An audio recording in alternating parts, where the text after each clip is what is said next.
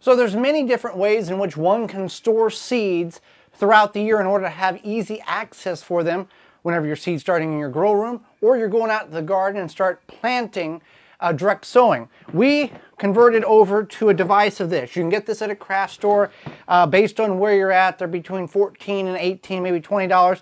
But the nice thing about it is you can get them in multicolor or all of them clear. So for this, I've got brassicas all in that one. I've got cucumbers all in this one. And this is the majority of our seeds here. You can see you can really pack them pretty. That's the lettuce there. Spinach and lettuce, so you can kind of buckle them a little bit. This is where the majority of our seeds are stored, labeled.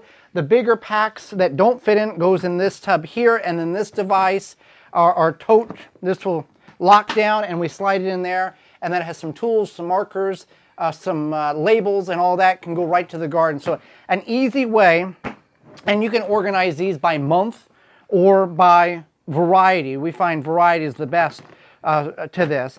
So it's one way to really organize your seeds, have them all available, whether instead of, for us in past, we've just put them in a tub, we've put them in bags, labeled brassicas, and had all these thrown in a zip top bag, which not really that organized when it comes to this. So I can just pop this open, look through, and then grab the seeds I want and go plant them. So an easy way that we found to store seeds so they're accessible all year long. For more information, please visit thewisconsinvegetablegardener.com.